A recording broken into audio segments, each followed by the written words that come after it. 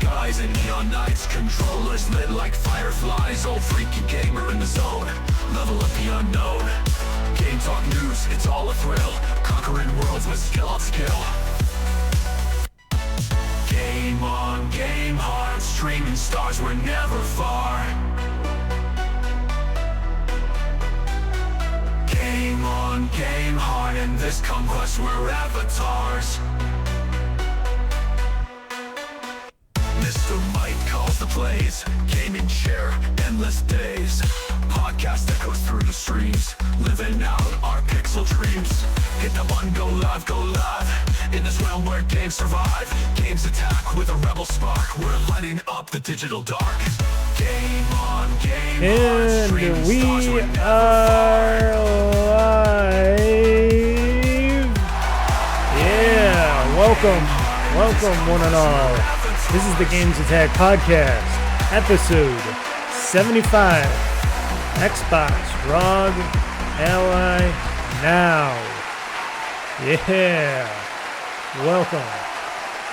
And I can cancel that.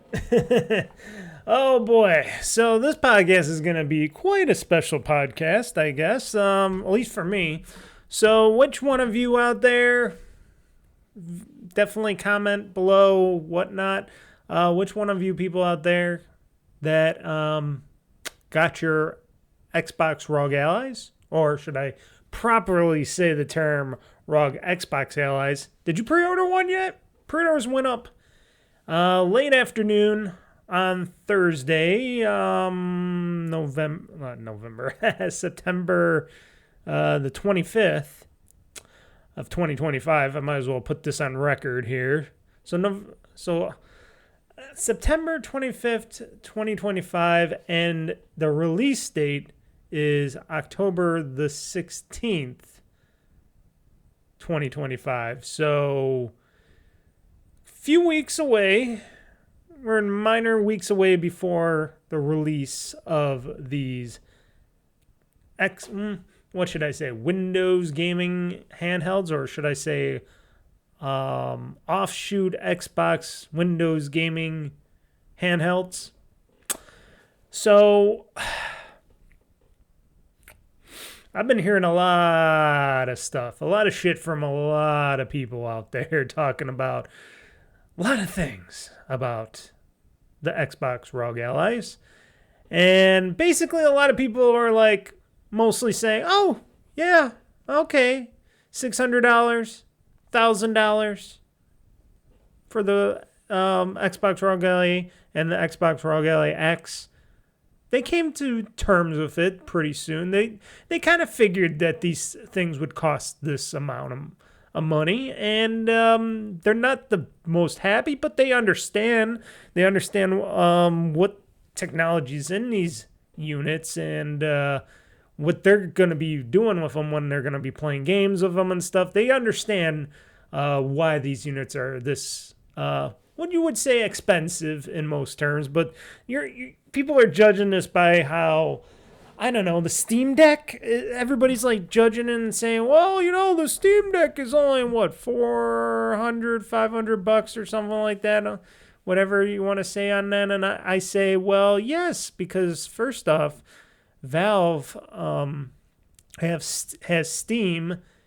They make a ton of money. They make 30% on every purchase made in the Steam store from developers' games, and they're the biggest PC marketplace out there for gaming. And Gabe Newell, he's so filthy rich, you know, instead of just buying yachts and stuff like that, him and his partners decided, why don't we take a little price cut on each of these Steam Decks? So I guess they are taking a little hit on their Steam Decks. Like, they're not making money from the Steam Deck in general. And this is all speculation. Now, I do not know what it costs to make a Steam Deck and whatnot. And they don't go into terms like that because they're a private company. They're not a public company like Microsoft or Sony or Nintendo where you can find out all this stuff. Them, with Valve, you got to like dig deep and you got to try to look at the components one by one and see what it would cost to make one of these Steam Deck relevant systems. And So they might be taking a little hit, but they got the money and they just want more people to be playing on their platform, because the more people they can get in their ecosystem, and even though they're taking a hit, like, consoles used to do back in the day, now they basically don't do that anymore, especially Microsoft, where charging $800 plus for consoles and stuff, that's not really good. And Sony's going to be heading that direction. And of course, Nintendo will have to head in that direction, because it's not going to stay cheap anymore for anything. And like I said, you can blame tariffs, at least here in the United States, but guess what? Everybody's getting these price bumps all around the world. And that's because silicon is more expensive. Things are going up always. And the hardware ecosystem on top of everything else cannot stay cheap forever. And, it's hard to find the minerals and all the other stuff. I can go into all the many reasons why everything is up in price. And it's, like I said, here in America, you can blame tariffs, but I find out a lot of times that a lot of the stuff I can still find cheap and whatnot and still get it. And a lot of times, yes, it could be a little bit more expensive and whatnot. That's what it is. And I deal with it. I say, you know what?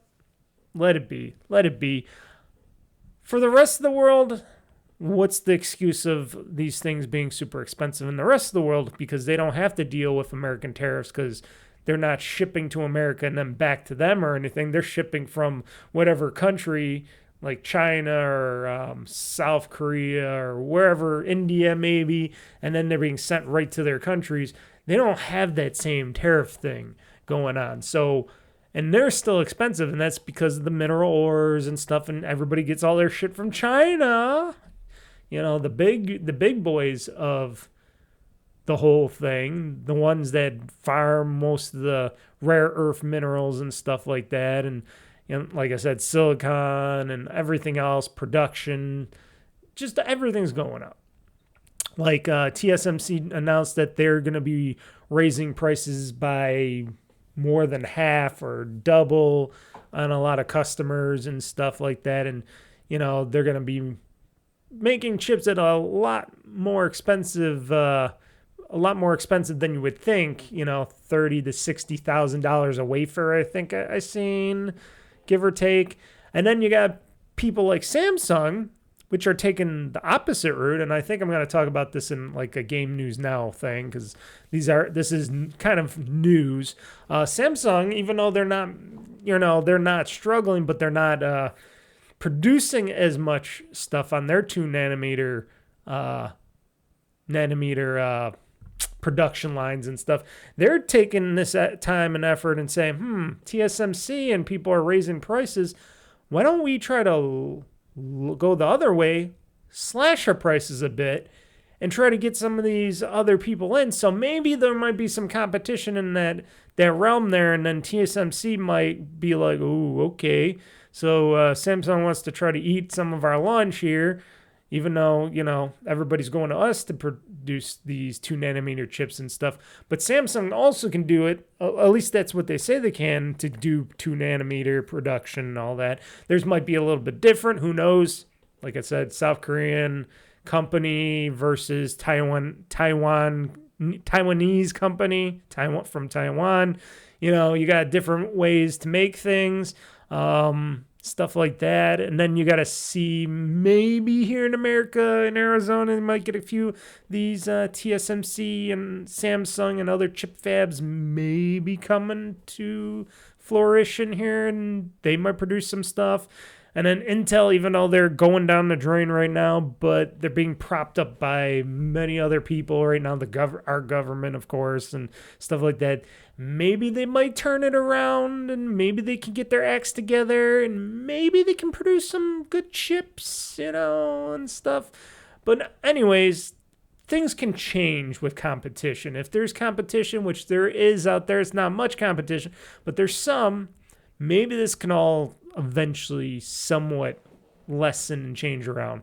Then you got stuff like memory chips and stuff going up in price. Like Micron just announced that they're raising prices in chip manufacturing for memory and stuff like that, and storage memory. Others are as well, because of course making memory chips is expensive for solid state. Go figure.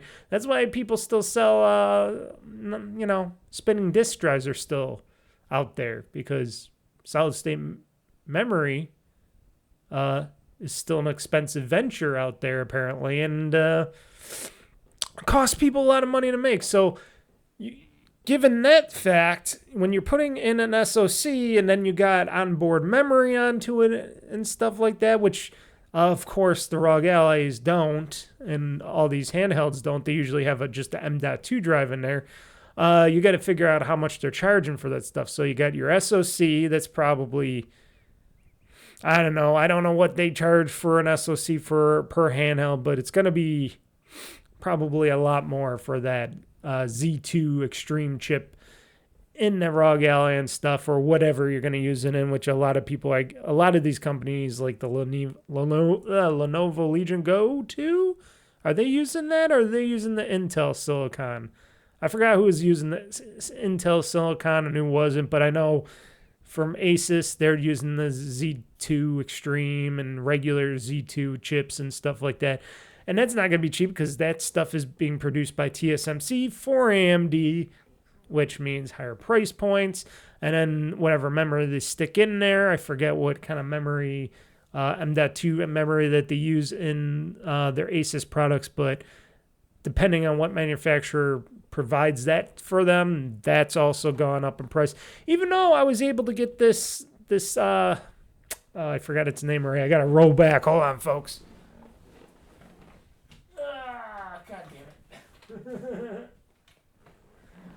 Better if you're watching this, you can see me rolling back, but if you're listening to this on the audio version of this podcast, you don't know what the hell I'm talking about. But I was talking about this company, the Fiqwatt company, and I bought this 4 terabyte M.2 drive for my upcoming Asus Rog Ally X, or Xbox Rog Ally X, that I just pre-ordered on Thursday when it got announced. This was only like $100 and something on sale on Amazon. And these were cheap prices. This is a FN955 PCI Express 4.0 M.2 NVMe, 4 terabyte. This was on sale for like I said, a little over $100. And it's super fast. And this company, I guess, when I researched it, they make a lot of their memory and M.2 drives and storage chips for like corporations, stuff like that. And now they're trying to come more into the consumer market.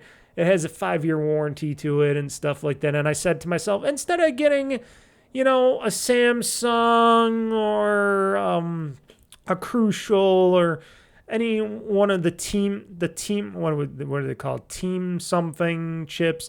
Usually that's what I get. I don't ever get like a SanDisk or too many others, but usually it's like the team. What is their names? So many manufacturers of these things. But I said, this Fiqwatt, I don't know nothing about them, but I hear great things about them and about their products and stuff. And they are like, even though they've been around for a while, they are new in the consumer selling of these chips. And I said, why not take advantage of that? Why should I go with one of the big name brand companies? Sure, they're around and I can trust them, but if their prices are like $200-$300 for like a 4 terabyte, and I could get this for like $100 for 4 terabyte, I think I'm gonna go with the 4 terabyte $100 and something M.2 drive for my Xbox Rog Ally X. And I'm only doing that because, sure, it comes with a terabyte on there, but I said to myself, I like to have more than a few games on there, so I like to have lots of storage space for my games. So 4 terabytes was good. I was originally going to get an 8 terabyte M.2 drive, but I'm like looking at $500-$600 for one of those.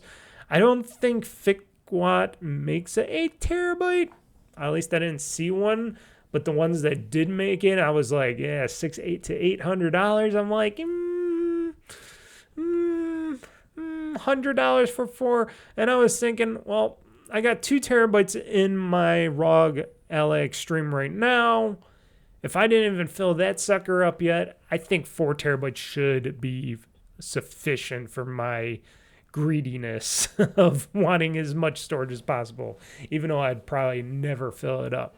But I never say never, folks, because usually I like to put a lot of games on my stuff. And even if I don't play them all, I like to have them on there just in case if I do decide I want to play one and it's right there and I don't have to download it right away, I can just pop on. If it has to update, it'll update, and then I'm right into the game. So it is a good way to bump up the storage. But like I said, people had to expect that these things were going to be expensive.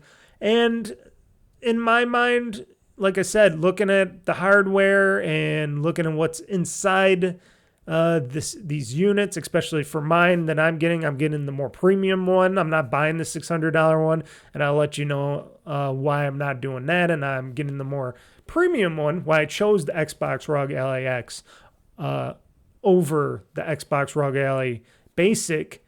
Many big points for me as a gamer and what you should be maybe aiming at. But if you're just a casual gamer and stuff, maybe you'd be okay with the $600 Xbox Rog Ally. I would not deter you from that, but I'm just going to let you know what you're going to get yourself into or what you will have to expect when buying the less premium version of this thing. Like I said, I was thinking that this price would be like more than $1,000 because a lot of these other newer handhelds, Windows 8 handhelds, have been getting pretty expensive.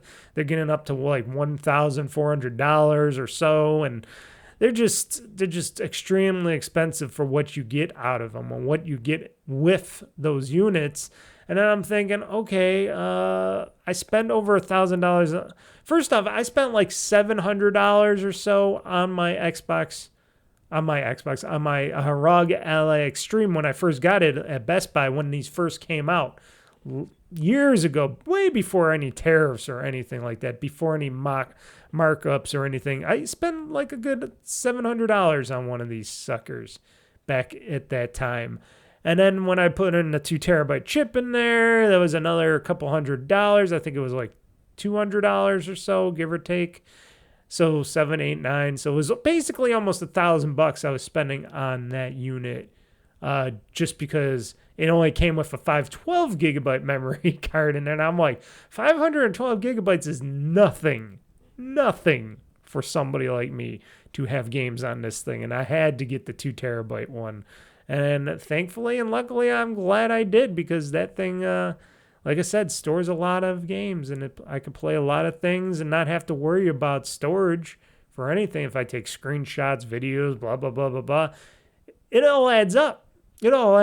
So back at that time, I was getting less and still paying a lot for it, just because I was, this was a new device and I was paying a premium for a brand new item from Asus and stuff, and it all worked out for me because I still playing it till today. I was just playing my ROG Ally Extreme right behind me just a few minutes ago before starting this podcast, because I wanted to test out some remote capabilities that I found out about from my Xbox, which I thought they took out and they never promote. So I did not know that they had it now again, but I will talk about that a little bit later. So yes, if you're going to want a handheld like this and you're going to want to play your Xbox PC games, Steam games, etc., etc., etc., I think Xbox Rog Ally X, Extreme or X, whatever they call it, X. So that would suffice for you. Sure, you're going to be spending $1,000. Sure, that's a lot of money. But like I said, with the technology, the screen, everything's built into it. And then, you got that. And people don't even think about this. Now you got the new, instead of it being the flat shape like most of these systems are with the rounded edges and it's just flat, now you got the Xbox handles to it and stuff, and it's got a new, like a more curved approach to it, as you can see up above me if you're watching the video. It's actually different than the original ROG Ally, which I will bring in 1 second for your video people. So I know this isn't good for podcasting, for audio, but for your video people, this is just what it is. I'm holding my Xbox Rog Ally, or I'm holding my ROG Ally Extreme, excuse me. I'm going to be screwing this up a lot. And, you know, it's pretty much a rectangle with a little bit of curvage to it.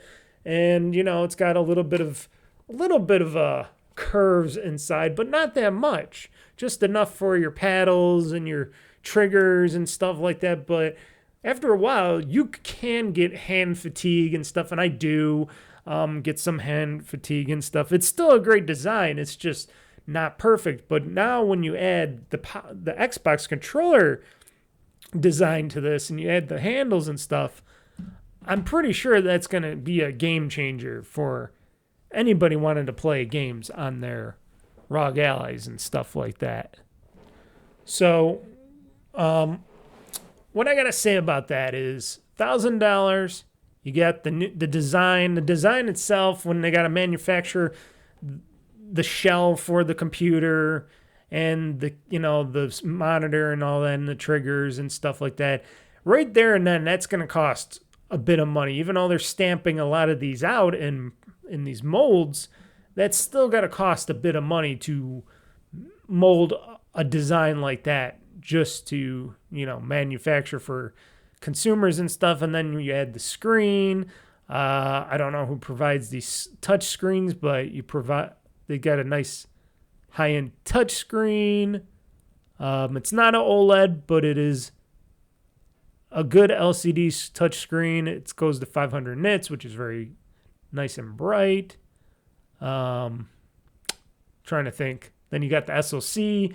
The stupid battery. Here's another thing people would probably complain about. Battery life is going to be crappy no matter what, because all these handhelds have crappy batteries, because battery technology has not improved. I don't care what people say. Battery technology has not improved. It's not going to improve. I don't have no faith in it improving anytime soon. So I don't have no faith in that stuff. I just say, hey, why don't they just, forget about the battery altogether and just have people plug it in? I have no problem plugging in my ROG Ally Extreme. Hold on. Yes, I have no problem plugging in my unit. That's all I do is plug it in. When I play games off my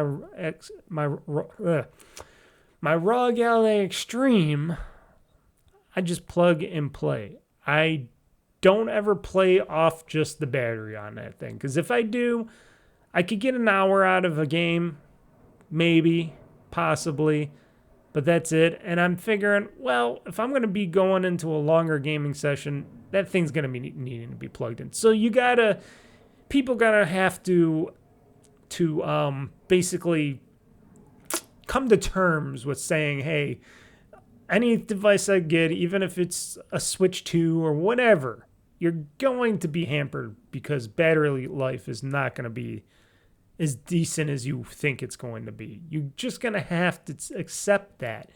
And I know a lot of people, it's a hard pill to swallow, and then they're like, well, how am I supposed to play this thing on the go or on a 9-hour plane ride and stuff? You're just going to have to get one of those things that you can plug into the plane's power thing and stuff. I'm sure they got the USB-C ports on planes or auxiliary ports. You would think they would have USB-C ports on planes. I don't know.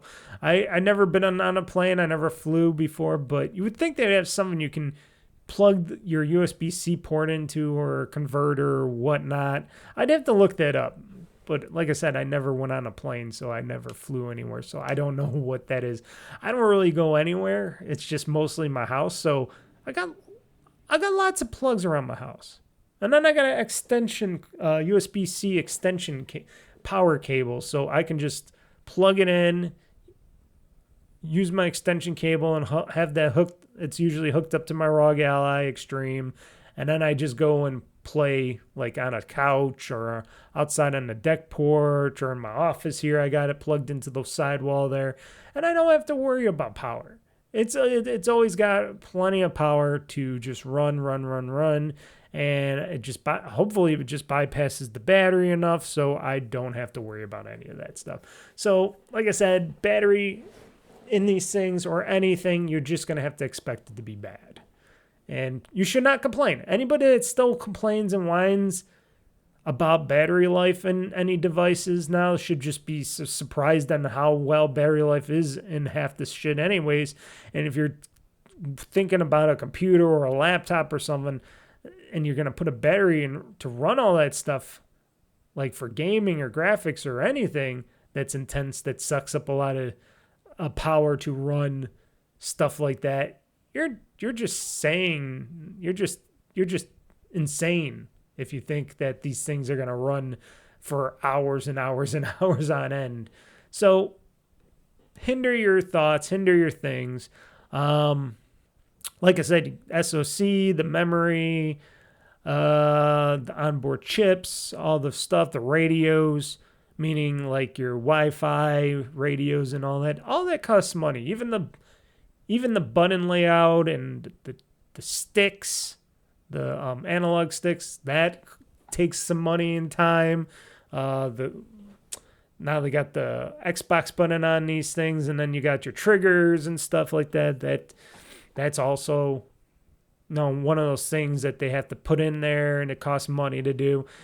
I just look at each and every little part of this new Xbox Rog Ally, and I look at my original Rog Ally, and I look at how computers are built, because I build computers for fun as a hobby on the side and stuff like that. And I look at laptop technology and I go, okay, when I'm getting in this Xbox Rog Ally X, I'm getting all this stuff, this new SoC.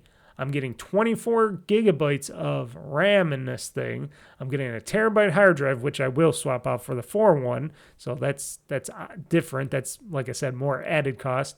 But for all that, $1,000 for all that running on Windows 11, a special version of Windows 11 running like a new Xbox interface and all that, hopefully running at optimal performance so it can run these games really well and stuff. I'm thinking that's a decent price for this, because a lot of games that I can run on my Rog Ally Extreme right now, sometimes it get hit with a little bit of slowdown or something. There's always something about them, but usually I can run like 90% of the games that I have for PC and stuff on this Rog Ally and stuff. So having the Extreme for this Xbox Rog Ally that's coming out soon, that's a good bump up for me. For 3 years from this old unit, which I'm probably going to sell to somebody at work because somebody's interested in it. Maybe I could get some other people if they want to maybe buy it, and I'll sell it to them for pennies on the dollar, maybe. I'm thinking like maybe I could sell it for $300 out there for my original Rog Ally Extreme here. I'm thinking $300 for somebody. I know other people are selling theirs used for like $500, but I'm like, I used it for a bunch of years. I used it really hard. I've been gaming hours and hours of gaming on this thing. I'm thinking $300 is a decent price, because I don't want to have two of these. I know I hear a lot of these game reviewers and stuff. They got like a whole bunch of these Rog Allies and Lenovo Legion goes and Steam Decks and stuff like that, and they just got a whole bunch of this stuff, and I'm like, that's a lot of stuff. That's a lot of stuff to be keeping in your houses, and I don't need it because I'm not going to be playing stuff on all of these systems. So I'm just going to be playing it on this Xbox Rog Ally X. So that's all I need. That's all I need. So I pre-ordered it, $1,000. Like I said, the other one's like $600. I'm pretty sure. I'll have to look that up. And they finally had the pre-orders up. Like I said, $600. I'm just looking at it now. Right after the Tokyo Game Show ended on Thursday for Thursday night. Microsoft did their presentation at 6 a.m. too. That was crazy. I watched the highlight, I seen the highlights of it. I didn't watch it until I got home later that day, and then I watched the video, and I'm like, oh yeah, they showed that Xbox Rog Ally for like 2 seconds. Didn't really promote it too much over there in Japan. They showed a few things, but they only showed that for like 2 seconds. I thought they would have went a little bit harder, especially when they were going to announce the price points and stuff, and that it was ready available for pre-order that night, which they never mentioned in their presentation because, of course, Microsoft, why would they be opened? Why would they and Asus be open to anything?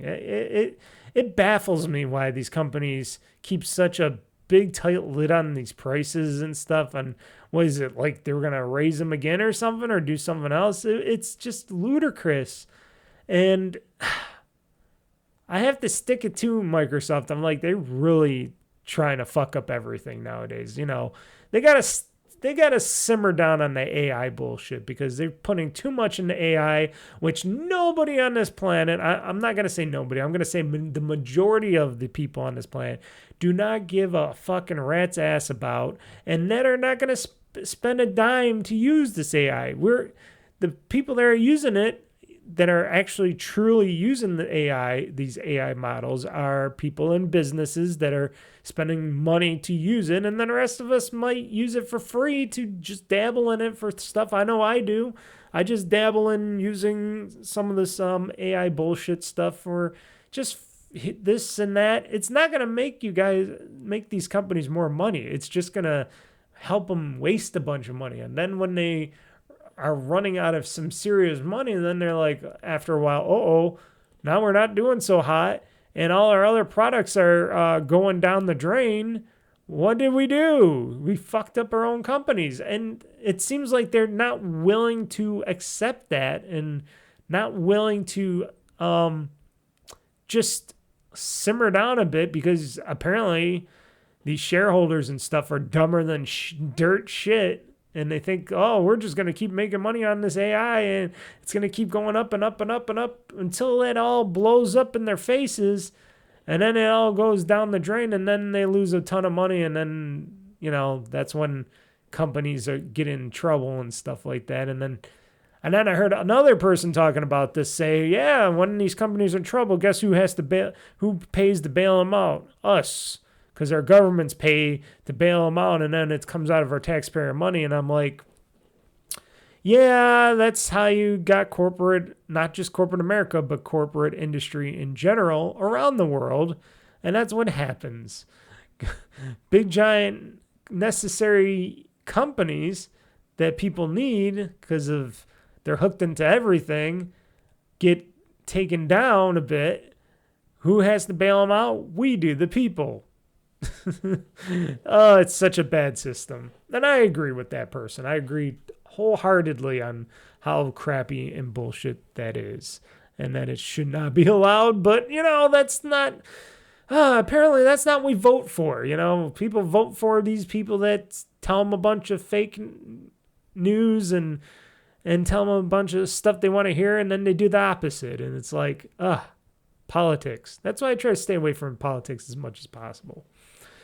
But like I said, we had the Tokyo Game Show with the Xbox Tokyo Game Show showing off a bunch of stuff that, frankly, not much. The only big news out of that was probably Forza Horizon 6 is going to be set in Japan, and it's coming out next year in 2026 sometime, which, people were already rumoring about and talking about, and I'm like, okay, cool. Get to race around Japan with this. And then they showed a lot of Japanese stuff that they added to their games, like Microsoft Flight Simulator and a bunch of other stuff just to appease the Japanese and stuff because they're in Tokyo, Japan and stuff.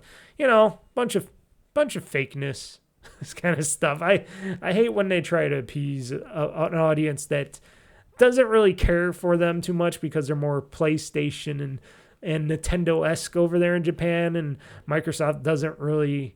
or I should say Microsoft doesn't really attempt to try to push into that market anymore because they failed so many times, because it's because they're outsiders. And, for good reason, because look at what they've been doing lately on a lot of stuff. Sure, they bring out some great games and do some decent stuff, but otherwise they've been slacking in so many areas, and it's just not even know.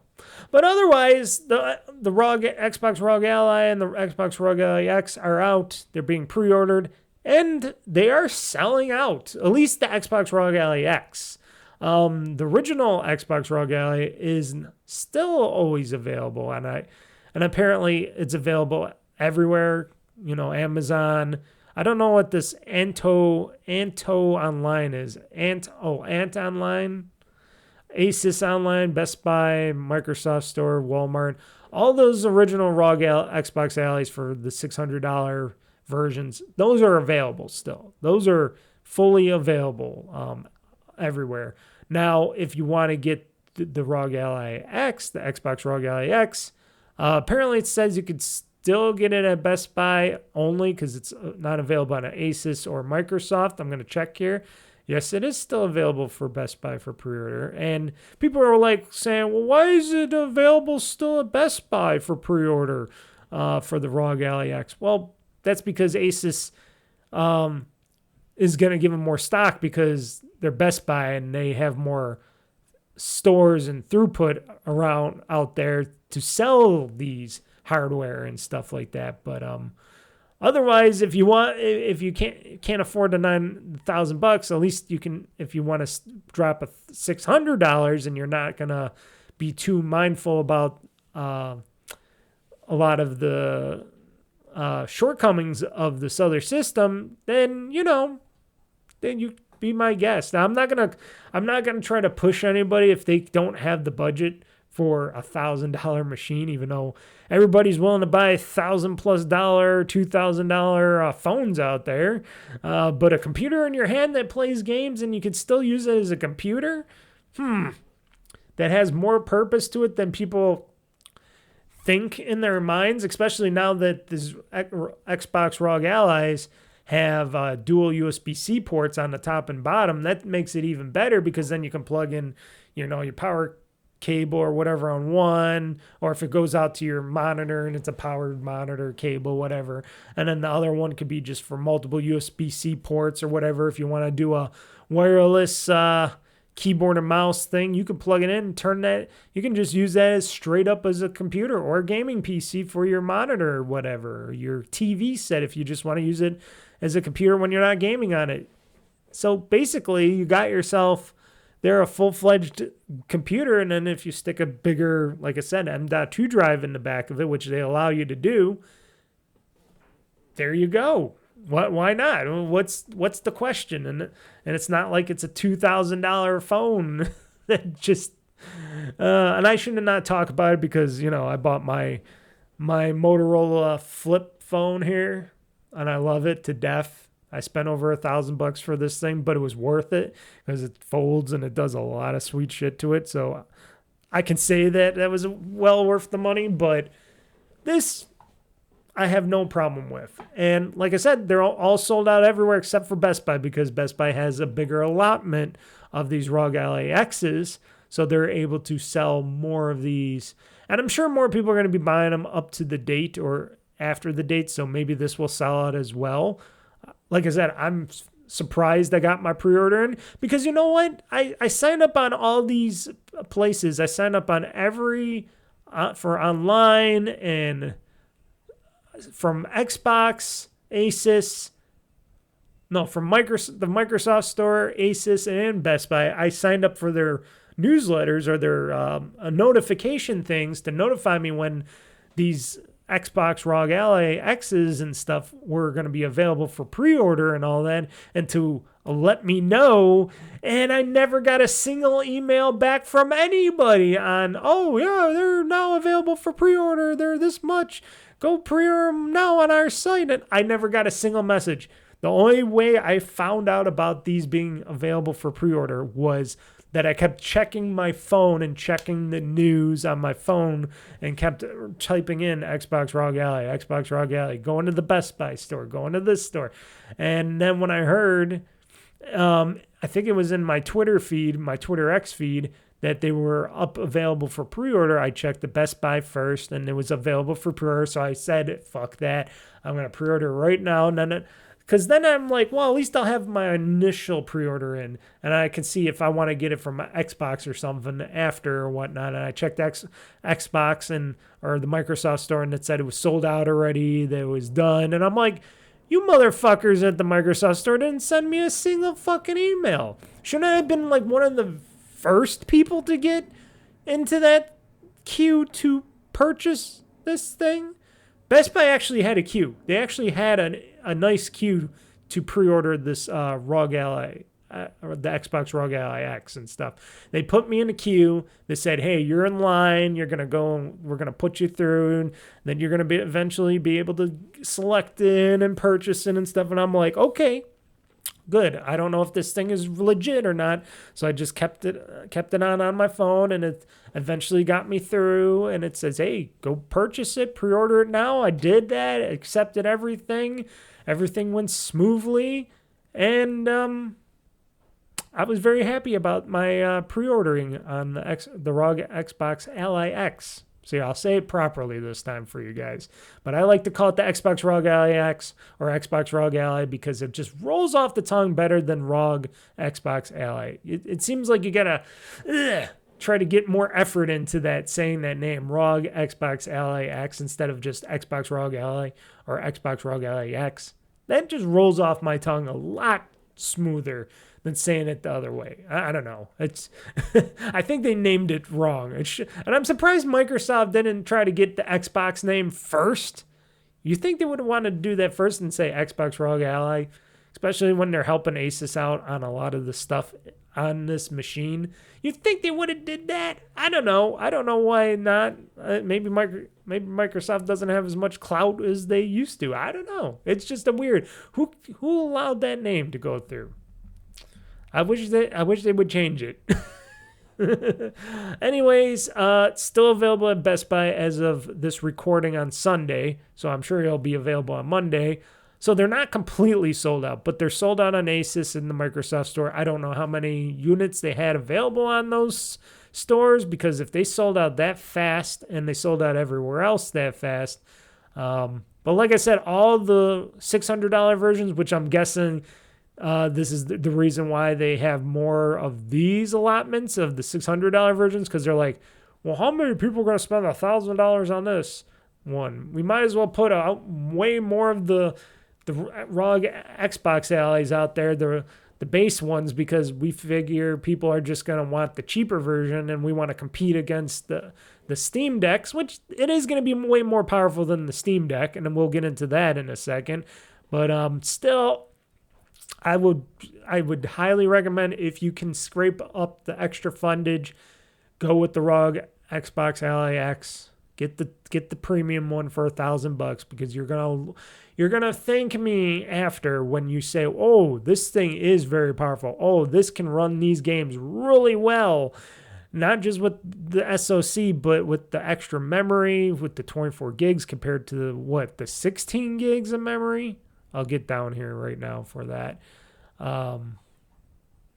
Does it have it on this page, or is this on another page? I think it's on another page. But yeah, I'm excited. I don't know if you hear it in my voice or not. I'm really excited. This is like a new console for me, and I am really excited what games. Like I said, I know I played lots and lots of games on this system. So I will be able to compare my Xbox, my ROG Ally Extreme to this new Xbox Rog Ally X, and I could do some very big comparisons from the gap from my 3 years ago console to handheld to this one, and I bet it's going to be leaps and bounds, because mine only has 16 gigs of RAM in it. Sure, it has a 2 terabyte drive, but it only has that Z1 Extreme chip in it.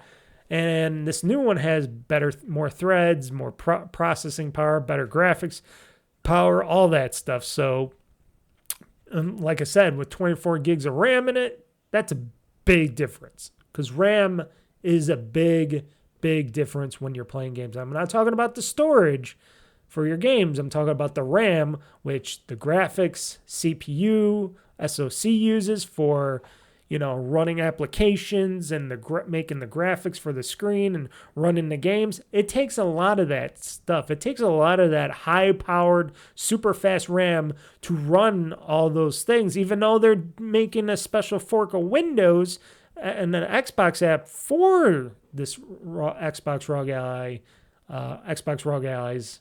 Yeah, I got to say those properly. For these upcoming systems and the other systems out there, and it's supposed to, be less resource hogging and all that other stuff.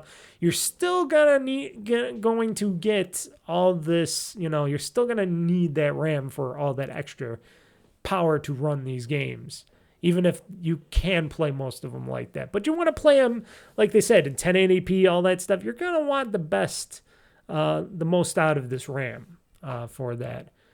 And like I said, people are just hating the price of the Xbox Rog Ally. I see a lot of people going, I expected it, but it's a little too expensive and this and that. And I'm like, well, you got two versions of them. Maybe most of them that are saying it's too expensive are the ones that wanted the Rog Ally, the Xbox Rog Ally X, and they're like thinking, $1,000 right now. Yeah, which I can understand.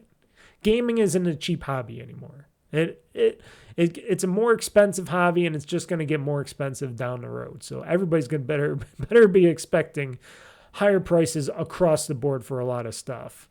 So let's see here. I'm just going to check up here. So going through these products specifications for both the Xbox Rog Ally X and the Xbox Rog Ally.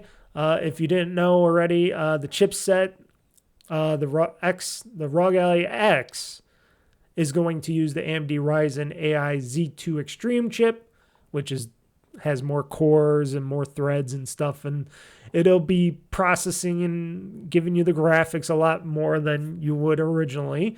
24 gigabytes of LPDDR5X, 8000 RAM, which is super fast, and 24 gigabytes, amazing.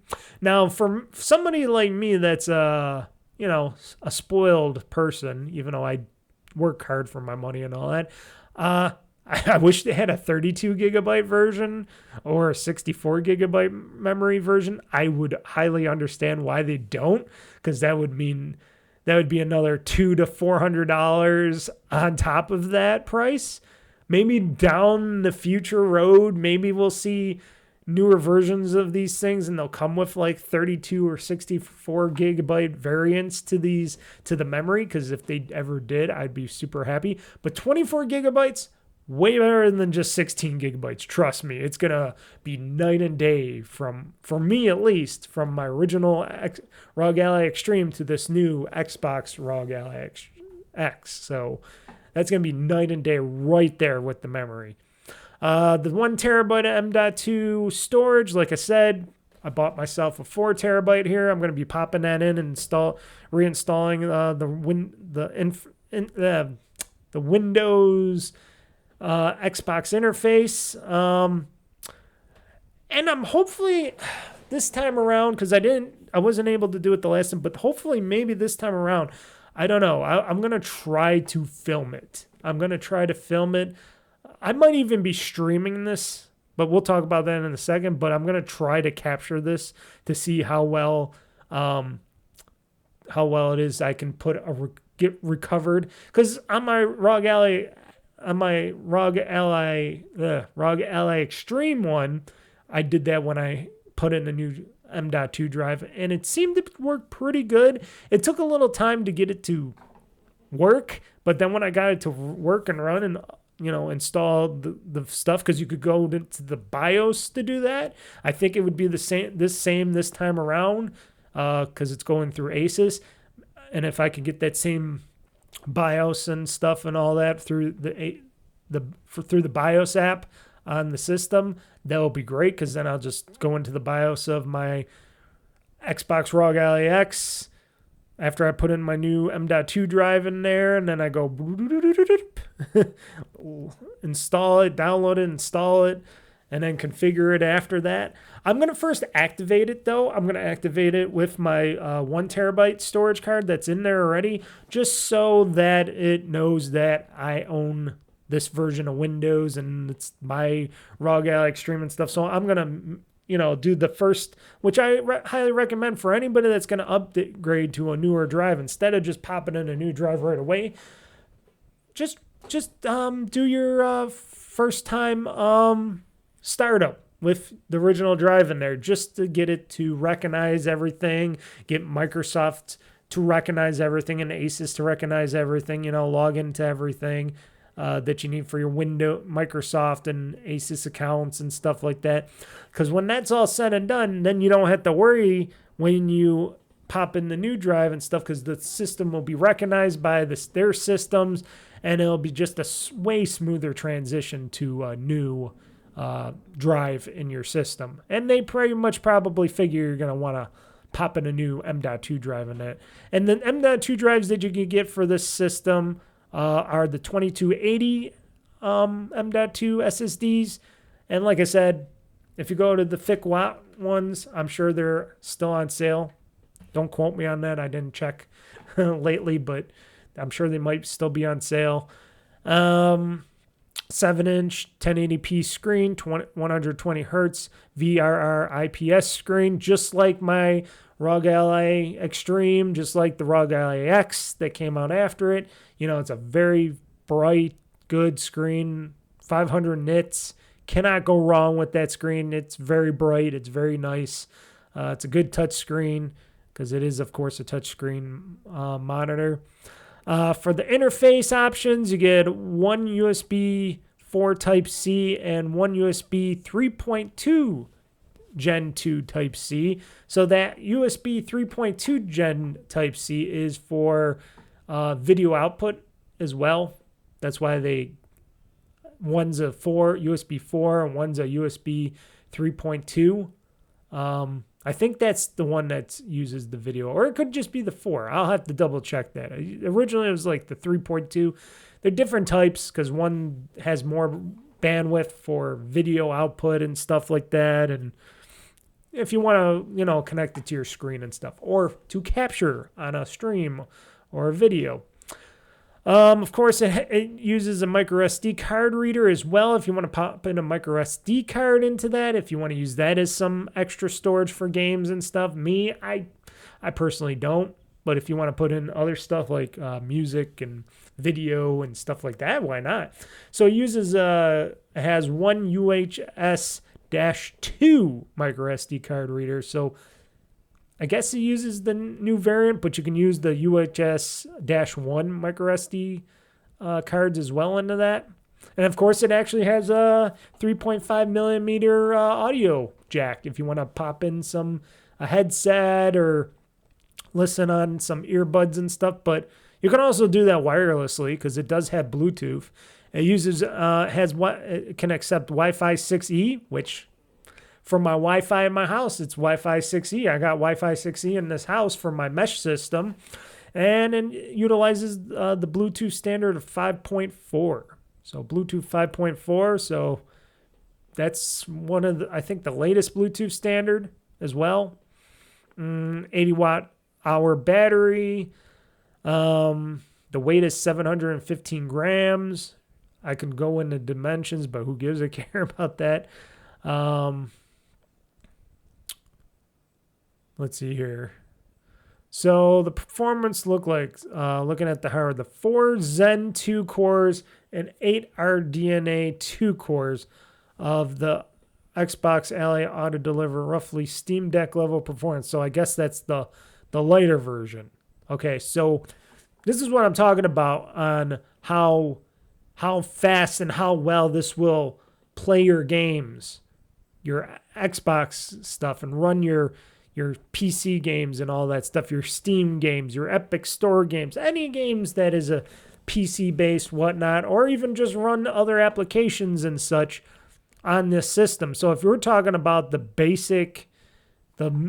what they're talking about here in this article, the basic mid-level Steam Deck level ROG Ally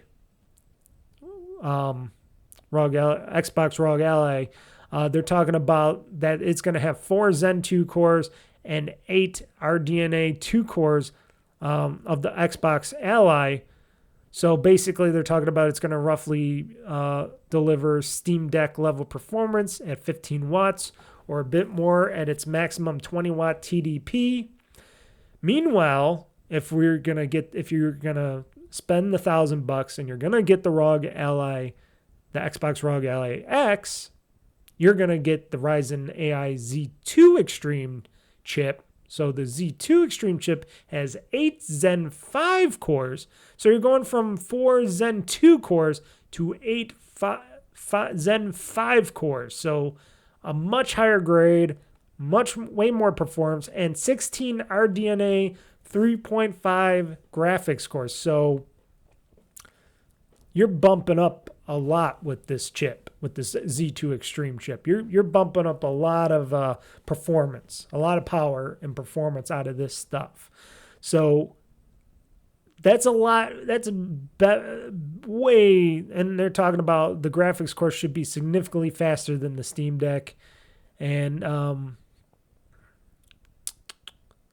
they're talking about how this has like a 15 to 20% performance advantage over the Z1 Extreme Rog Allys out there. Talking about what I had back with gaming and such. So 15 to 20%, that's a good bump up in power and stuff like that.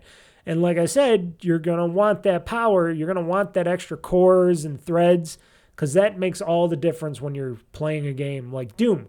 Like, I can run Doom, the Dark Ages, on my ROG Ally Extreme here, but it runs it very sluggishly. I look like I'm going in slow motion. There's a lot of stuff going on in that game, and the graphics is super intense. And even if I have it on the lowest capability, it runs. I can play it, but if I pop it on this with the Z2 Extreme chip, that's going to bump it up a lot more. Plus, with the 24 gigs of RAM, that's going to be even more power coming out of that. So, you're getting a lot of power for this Ryzen AI Z2 Extreme chip with the 24 gigs of RAM and stuff. That's going to bump up. You're going to be able to play some really high intense games on this. Now, note, up to 1080p and stuff, 60 frames per second, blah, blah, blah, blah, blah. I think 60. They say 120 hertz, so maybe up to 120 frames per second. I don't. I go 60 frames. I am one of those weird people that I just don't care. I know a lot of people say, but the more frames, the better. The more of this, the faster you can go and all that. I'm like, I understand, but I have no problem adapting to a 60 frame per second. Or if it's a 30 frame per second game, I don't have problems with those either. I'm a weird case scenario on that. I just want the game to run great and look great. And like I said, it's going to, with the Z2 Extreme chipset and the 24 gigabytes of RAM, that's going to make everything buttery smooth. I bet you I'll put Doom the Dark Ages on that thing and it'll run just like I'm running on my big desktop computer here that I built. I bet you it'll run perfectly well. And that's one of those games that I'm going to definitely try to do my benchmarking on for seeing if this thing runs that stuff really well. So now they're talking about the ROG Xbox Ally, the base model, the one that's going to be competing more so against the Steam Deck of the current Steam Decks and stuff. And this one just uses the AMD Ryzen Z2A chip. With only 16 gigs of LPDDR5X 64,000 memory. Now note, like I said, this is a little bit slower memory. And it's, like I said, the chip is a lot slower. It's a lot less powerful, but it is still more powerful than the ROG Ally for my Extreme chip right now, my Z1 Extreme. But still, you only have 16 gigabytes to use for applications and games. I can't stress this enough to people.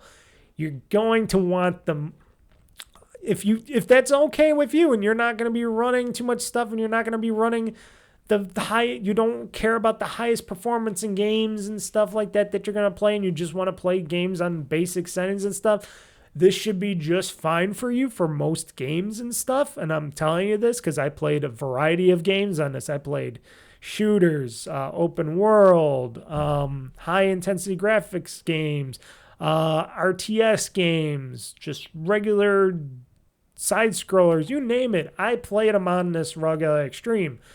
And I've run other applications behind the scenes and other stuff to test it out. And it runs, but sometimes you get into that part where, oh, you only get 16 gigs of RAM. It's going to run them decently, but it's not going to run them always the best. You're going to come into some slowdown and stuff. So I'm just stressing that out with this. You're going to get, but if that's all you can afford is $600, then okay. What is more laughable, though, just like how when I bought my Rog Ally Extreme, Asus Rog Ally Extreme here, it only came with a 512 gigabytes of storage. That's what this is going to come with. You're going to definitely want to get an M.2 drive on this sucker and get some, at least more storage. At least get a 1 or 2 terabyte M.2 drive, or like I said, if FICWAD has them on sale still, you know what? I'm going to go into Amazon store right now, so forgive me. I know this isn't always the best, but I'm trying to make it so that people can make a better decision on purchasing this stuff. So FICWAD M.2, let's see here, M.2 NVMe SSDs. Here we go. Let's see what they have. This is the 5. This is mine. This is okay. They got the 2 terabyte model for my version for $109.99. So $110 on Amazon. You could get it next day. And let's see here. Let's click into here, and then I could go up to the higher specs ones. So how about the 4 terabyte? Okay, so the 4 terabyte version of this, because this is all, it's not on sale anymore, and it's a lot more money. So it's $236.99 for this 4 terabyte one. Like I said, they used to have this on sale for $109. It was a little over $100 that I bought for this at the time. But still, if you want a 1 terabyte FICWAT, $63.99. 14% off right now on Amazon. So if you want to pick one up right now, $63.99 for 1 terabyte for the FICWAT. For the 2 terabyte version of this is $110. I would consider getting maybe the 2 terabyte because, like I said, you might want to put a lot of stuff on it, a lot of games, a lot of stuff. And basically, these are made very high end and they're talking about great expansion for the PS5, laptop or desktop memory and stuff like that, and Asus Rog Allys and stuff like that. So they talk about that stuff. Let me check other stuff here. I'll just go into the 2 terabyte range for other stuff. So otherwise, if you're going to get like a Samsung one or something, you're going to be spending for 1 to 2 terabytes about $140 elsewhere. They got some other weird brands that I don't know about. Western Digital 130, Silicon Power. I don't really buy anything from Silicon Power, but they got them for $97 to $100. Crucial, $120. So a little bit more on that. Samsung, $160 for a 2 terabyte. So the FICWAT ones are pretty much the cheapest right now still for some. Like I said, the 4 terabyte one, they had a special sale on. I took advantage of it because I said to myself, I'm going to want 4 terabytes, Mr. Mike. Now, remind you, I almost got an 8 terabyte one. That would have cost me a lot. But yeah, you're going to definitely want more memory for this original, or a little bit. You're going to want more storage space for this ROG Xbox Ally. You're going to say 512 gigs is nothing for your PC games. Think about a lot of these PC games are 100 plus gigs each. So yeah, you're going to need the storage space for this. Just remind yourself that. It also comes with the same screen as the ROG Ally X, so you're not getting anything different. It does go up to 1080p, but That's with those games that are less resource hogs. I'm just going to remind you on that. So, they're going to have less of that. It comes with 2 USB 3.2 Gen 2 Type-C ports. So it doesn't come with a USB 4C. It comes with 2 USB 3.2 Gen. So basically, because it has less threads and cores to it, I guess it can only handle 2 USB 3.2 Gen Type-C ports on that. But it does come with the same micro SD card slot, reader, and of course the 3.5 millimeter headphone jack system.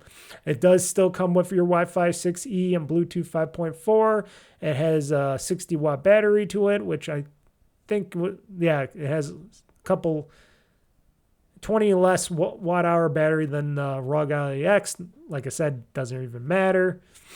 And it's a little heavier. It comes in at 600. Wait, no, X-nay that. It's a little lighter. It's only 670 grams compared to mine because there's less battery. So that makes sense. I thought it was more memory. I almost screwed that up too. Then the only thing I'm going to have to let you know is I hope you know how to use a PC. Even though this is going to have the Xbox UI app on top of it, this is still a PC in your hands. I know a lot of people get all, oh my God, I don't want to use a PC. Oh my God. Yes, I understand that. But if you want to play your games on the go and all that, you could either get a Steam Deck that still uses their proprietary stuff, but then you're not going to be able to play most of your Windows games. I know Microsoft Xbox does put their games on Steam and stuff and all that, but you're going to be locked into that Steam ecosystem that you're only going to be playing a number of games. And plus, you won't be able to play those games with those anti-cheat systems on them, those multiplayer games and stuff that are using those newer systems and stuff. So you're gonna have to understand that as well. That this is one of those reasons why most people would want a PC to play these games on, because it's just going to run things better. It's going to run your games better and stuff. Not that I'm dissing on the Steam Deck, because I almost bought it. The first time when the Steam Deck came out, I almost purchased one of those right away. I waited because I didn't know if they were going to come out with a newer edition, but I almost bit the bullet. I almost bought a Steam Deck back in the day. But then when Asus announced the ROG Allys, I was like, okay, this is a Windows-based system now. I'm going to go with the Windows-based system because I knew that it'd be easier to play most of the... And they even said at the beginning that, these Steam Decks can only play a certain amount of games on Steam that are Steam verified and blah, blah, blah, blah, blah. And then a lot of games would not support the Steam Deck and stuff. And I'm like, well, if I get this Asus ROG Ally, this can support all the games, all the Steam games, all the Xbox app games and stuff, at least the ones that it can handle. That's why I went to them, because I knew Windows was the way to go. And plus, because I am a Windows guy and I don't give a shit about Windows too much, because Windows is Windows. It's always been Windows. Sure, it could be a little funky at times and updates are annoying and sometimes they can screw up some stuff, but I understand Windows quite well, so I'm very comfortable with it. And I have this notion, and it's a selfish notion of mine, that most people should just know how to fucking use a PC by now, and they talk about, the older generations. Well, here's the thing. Most of the older generations have died off already. The older generations that are coming into being right now have used computers in the past one way or another. Most of them should know how to basically use a Windows-based computer system. And because if this is just going to be your gaming system, if you know how to install a game on your computer, you should be able to do it on this, which this will take a lot of the guesswork out, because this will run things with using the Xbox app UI, and also it's still going to have Armory Crate on these, which is a Asus app that I like to use on my ROG Ally now. That should help with game installation and playing games on these systems and a lot of other stuff, and that's just going to be way better for you. Now, Steam Deck, it probably does a lot of the same stuff, but like I said, it's going to hinder you on most of the games you're probably going to want to play and multiplayer games and etc. on that stuff. Just to say it outside. Plus, now the Steam Deck is sold, and when they do get out a new version of the Steam Deck, sure, it'll be way more powerful, but it's still going to be hindered by the fact that it's running SteamOS and not Windows, and that a lot of games are not going to just run on your Steam Deck because they're using some anti-cheat or some other software that, frankly, sure, it sucks, but you got to understand there's other people playing, and then there's a lot of cheaters and stuff out there and all this other stuff. So that's the world we live in. Let's see here. I'm just looking if anything else that came to mind here on this. Nope. That was it. That was it on this. But yeah. So another thing which I came across, and I wanted to talk about this. Let's see if because I'm clicking on my rundown too. I got to see what else did I talked about the pricing and what people thought about it. Like I said, people are buying it still. It's still selling out for at least the Xbox Rog Ally X, the original Xbox Rog Ally. Like I said, they probably have way more of those units out there because they figure people are going to only want to spend like $600 on those, and that they're like, okay, if this is better than the Steam Deck, I'm going to get these. But a lot of people should be aware, like I said, when I was talking about all this stuff, you got to be aware, sure, you're spending only $600 on the base unit, got to expect a little bit less out of that unit. You got to understand that you're not going to run a lot of your games and stuff at top notch. Now, you'll be able to run most of these games, but it is going to show some wear and tear along the way because it doesn't have that power that the Extreme has. And that's what I said about the original ROG Allys when I said to people, don't get the original ROG Ally Z1 chip without the Extreme chip. Get the one with the Z1 Extreme because you're going to feel some hindrance and some crappiness with games, and you're going to be blocked by not being able to play a lot of games because you're not going to have those threads, those cores, and especially, like I said, with memory, because the ROG Ally, Xbox Rog Ally compared to the Extreme, having that 24 gigs of memory is going to do me a lot better than you are with the 16. You're going to see some hindrance with that. I'm just saying. And I got to stress it out multiple times as a computer guy, as a guy that knows this stuff, that works with computers and gaming machines and all this stuff all the time for fun.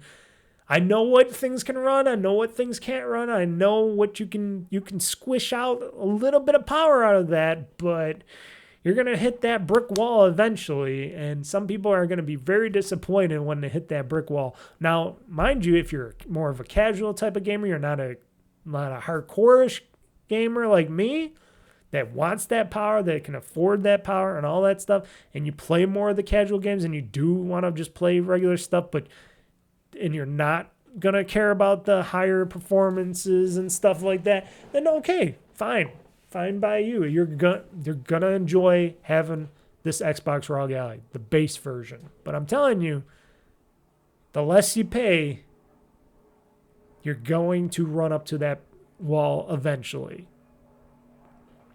So I just wanted to put that out there because some people don't understand that because they're thinking, well, this thing's more expensive, but this one's at a good price, but they don't look at the specs and they don't understand what the specs are. And if you still don't understand and you need more help, hey, let me know in the comments. If you're commenting on my YouTube video on YouTube, comment below. I got the comments open. If you want to email me directly to question me, ask me at oldfreakygamer@gmail.com. I will gladly help out anybody that has any comments or questions at all about these Xbox Rog Allys and what would be best for them or their children or whatever. I would be glad to help you. No cost, no nothing. Just I'm glad to help because I just want people to have fun with their games. Also, you can tweet me on Twitter, X, and BlueSky. I'm OldFreakyGamer on those as well. So if you want to know that. Now, the biggest thing that I found out, this is kind of a game changer, and this has actually kind of changed my whole perspective on what I was complaining about on a lot of my podcasts and stuff on how Xbox Play Anywhere is kind of hindered a lot. that Microsoft basically hinders it with a lot of these AAA games not coming to like Xbox Cloud Gaming or Xbox Play Anywhere for Xbox for PC and stuff. And I was very strongly complaining about that stuff, especially for stuff like third parties, like from Ubisoft games or EA's games a little bit, and other games. Like we got the upcoming for next year. There's going to be that Yakuza 5. What is it? Yakuza 4 or 5? I forget which Yakuza game it is. The Yakuza game. I think it's 3, right? Yakuza 3, right? Oh shit! Which Yakuza game is being rated? Yakuza Kiwami. I think it's Kiwami 3. Hold on. Is it Kiwami 3? Yes, Kiwami 3. Okay. Okay, that the Yakuza Kiwami 3 and Dark Ties that's coming out. That is available for Steam, PlayStation, Xbox, but not Xbox for PC. And that kind of pissed me off because I'm like, well, over the time, they used to, Xbox and RGG and Sega used to put these out for Xbox for PC so people can just download and play them from the Xbox store and all, and they were Play Anywhere and stuff. Now, this time around, they're not doing that for some reason. And somebody said, well, somebody stated that Microsoft wanted people to be able to play this on a console and stuff. And I'm like, that's not true, because they would just want them to buy it and be able to play anywhere. So why aren't they going that path this time around? And I was so upset about it because I'm like, I don't really want to play a lot of my games on my console, on my TV anymore. I want to play it on my handheld or on my PC. And I'm like, well, this is going to suck for me because I'm trying to get away from the console as much as possible. So I was kind of upset by that notion a bit. And then I was reading this article from IGN talking about what is considered the word Xbox label and what you can play and how you can play your entire Xbox library and stuff. And then I remembered, well, when I read this, and then I was like, I read the thing when it said, oh, yeah, Xbox, they talk about digital games labeled Xbox Play Anywhere, Game Pass games, subscription required, Xbox Cloud Gaming, which is subscription required, games on your Xbox Series X and S console via remote play. When I saw that, I'm like, remote play? And then I remembered, and it took me back because I remember, I'm like, oh, when I used to be able to do remote play from my Xbox Series X and S back when they had the big Xbox app on the Windows PCs back in the day on my Windows 10 and 11, where I was just able to just remote play to that. I'm like, how they still have that? And I was like, I'm like, oh shit, does it have it and I just don't know it? Because I'm like, how would I be able to remote play from my Series X and S console, from my Series X, I should just say, because I only got an X, but you can do it for me either. I'm like, how can I remote play from my Xbox console to my PC or my ROG Ally? I'm like, no. Is that true? And then, of course, it plays all your storefront games they're talking about, from PC-compatible games purchased from other storefronts like Steam, Epic Game Store, GOG, stuff like that on my ROG Ally. And I'm like thinking, but I went back to that and I'm looking via remote play. So I had to Google search it. I'm like, remote play? And I Google search games, Xbox Series games or whatever, playing games from my console to my handheld or PC. And it's like, you can play games on your Xbox Series X and S console via remote play by following these steps. Of course, have the Xbox app on your phone, tablet, or whatever device. Sign in, okay? Select your Xbox in the app and choose remote play to stream games to your device. And I'm like, select remote play. And then I look, and if you're watching my video and you see the symbol behind me, it has the console with the two wavy lines, the two outer wavy half circular lines on the top and bottom. That is remote play. And then I came to the notion, and I came to the whole realism. I'm like, you motherfuckers at Xbox / Microsoft, how come you're not promoting remote play off your console to these devices? Now, they're pushing cloud gaming a lot. They're talking about cloud gaming. They're talking about gaming in the cloud gaming this, cloud gaming that. They never talk once. I never heard any of these Xbox executives, including Phil Spencer, Sarah Bond, anybody, talking about remote play from their console. Because I thought you weren't able to play these games from your console to your handheld, like from remote play. I didn't know that was an option. I knew Sony had that option with their console, with their thing where you could remote play off their console on the various systems and stuff, and there, of course, the PlayStation Portal, but I didn't know Microsoft still had that capability.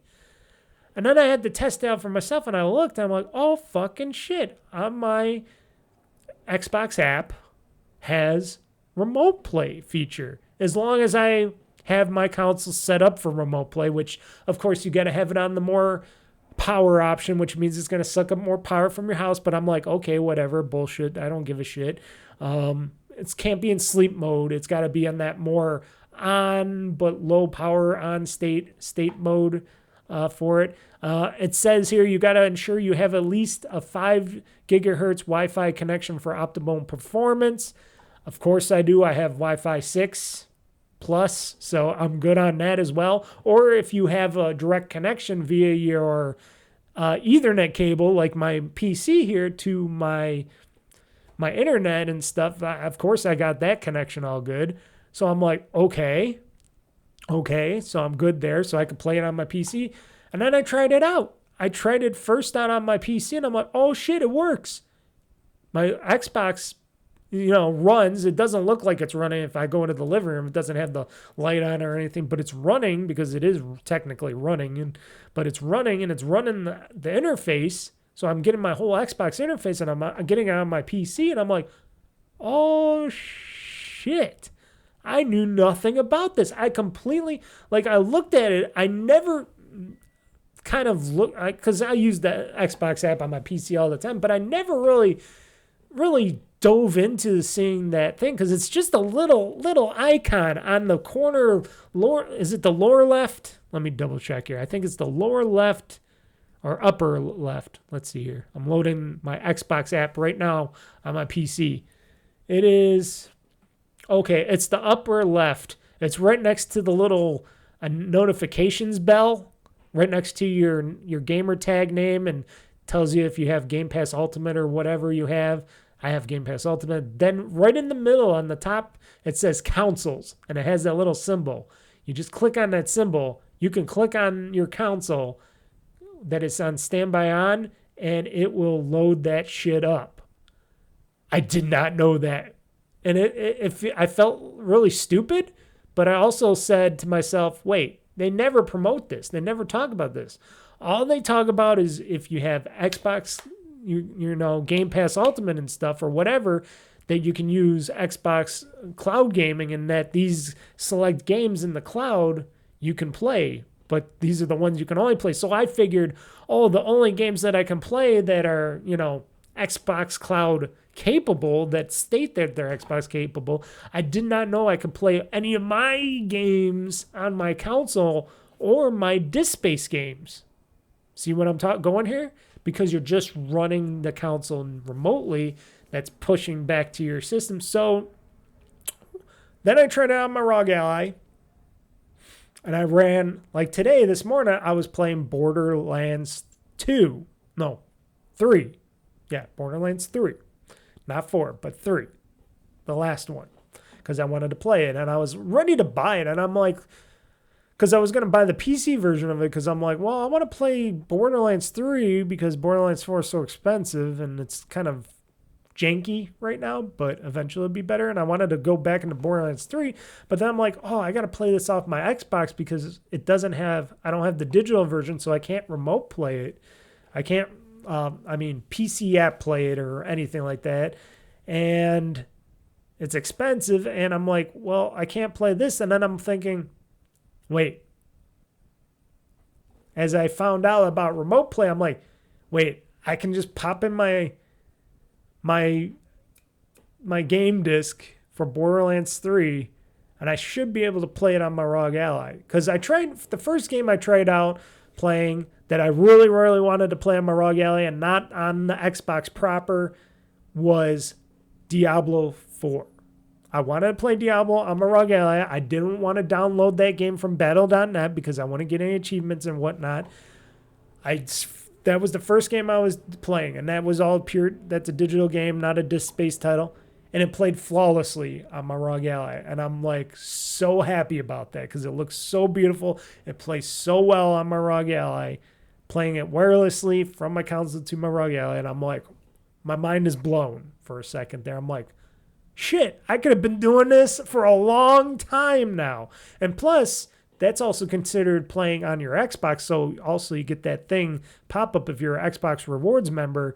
You get the thing that says, oh, you're playing on your Xbox. You played for 15 minutes of this game on your Xbox. Here you go. You get that reward for that. And I'm like, oh, shit. And then, like I said, I tried Borderlands 3, which is a disc-based game. And that works flawlessly. I've been playing it for a couple hours this morning before this podcast. And I'm like, oh, shit, I can play Borderlands 3 on my ROG Ally. That means, shit, I don't have to worry about purchasing these games anymore. If they're just Xbox games, and sure, I'm going to keep my Xbox Series X for as long as I can, as long as it still works and as long as they support it and all that. Shit, I just have to keep buying my games on Xbox. Or if they do eventually come to Xbox or PC, I'll purchase those as well for just the ROG Ally and the PC and stuff. But, for these future games, if they're only still for Xbox and stuff, and a lot of these third parties don't want to sell them on the PC Xbox store yet or whatever, do the Xbox Play Anywhere stuff or anything. Oh, I just figured I don't have to worry about that. So if you own an Xbox Series X or S, you can just do remote play from that sucker. So you don't have to worry about the cloud because you can just have your own cloud. As long as you have Wi-Fi, 5G gigahertz Wi-Fi, Wi-Fi 5E it's called, or Wi-Fi 6 or 6E and stuff like that, you should be good. You should be good. Or if you're hard connected, if you actually have a network cable attached to your PC or ROG Ally or something. So my mind is blown.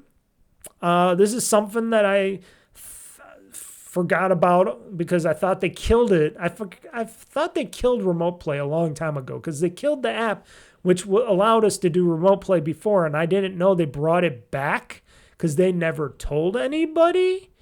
And of course, this feature allows you to enjoy your games anywhere with an internet connection. So as long as you're logged into your account on your PC, anywhere you go around the world or your ROG Ally, you'll be able to play those games via, depending on how good the internet connection is and stuff. So it is just a game changer to me. So my whole thing about complaining about, oh, I can't play my games or anything else. How am I going to play a lot of these games on my ROG Ally if they're not, or my PC if they're not, Xbox Play Anywhere games, or if they're not Xbox Cloud games, because like I said, a lot of these third parties aren't going to let us play games like that. So I'm just thinking, oh, Grand Theft Auto 6 people. Now, a lot of you are going to be like, well, I got to play it right off the console because I'm going to just get the best of everything and blah, blah, blah. Well, this is remote playing off your console. So when GTA 6 comes out next year, if it comes out next year, we always go if, I'm going to be trying to play that sucker on my PC and my ROG Ally and see how well that looks on my ROG Ally and PC, because it's going to be played and running off my console, but it's going to be remotely played via, wirelessly played from that. So technically, I don't have to worry about waiting for a PC version for Grand Theft Auto 6. And I'm just telling everybody, you don't have to worry about getting, Grand Theft Auto 6 for your PC, because if you can remote play it from your Xbox, I wonder if PlayStation lets you do that. I think they would too. But I would just say for if you're an Xbox guy or person, maybe try to remote play that sucker, especially if you got a hard connection and all that. And I'm thinking, wow, what a game changer for me in my mind. And I kind of right now got a little bit of an apology to Microsoft Xbox, but I don't. I also got to tell them that they're a bunch of fucking dumbasses over there, and that Phil Spencer and Sarah Bond and Pete Hines and or Matt Booty, or I forgot who's there still. Was it Matt Booty or was it? I think Pete Hines was the one that left. So Matt Booty. I'm just saying, you guys are a bunch of dumbass executives. I hate to say that because I like Phil Spencer. I like him as a figurehead for Xbox and all that, but the way they don't talk about this stuff, the way they don't push. See, this is one of those things they can push. They push, and I know it's a company thing, and that's why they're pushing cloud gaming, because they want people to know about cloud gaming more than remote play. But I'm like, well, I would say, well, if you got an Xbox, Series X and S console, and you have these games for that, and they're not Xbox cloud gaming, certified, or they're not games you can play anywhere and stuff, but you can still play them on your console or on your computer or your ROG Allys or whatever, tablets or phones or whatever, just as long as you can do remote play with your connection and stuff, with a 5 gigahertz connection and stuff, you should be able to play these games no matter what, streaming from your console. So you still can play these games anywhere. So I just don't understand why they don't promote that enough. And I think it's just because of how they want to push their Xbox Cloud Gaming initiative more, and Game Pass and stuff like that, and digital labeled games play anywhere labels and stuff, so that they can be purchased once, they can be played on anything.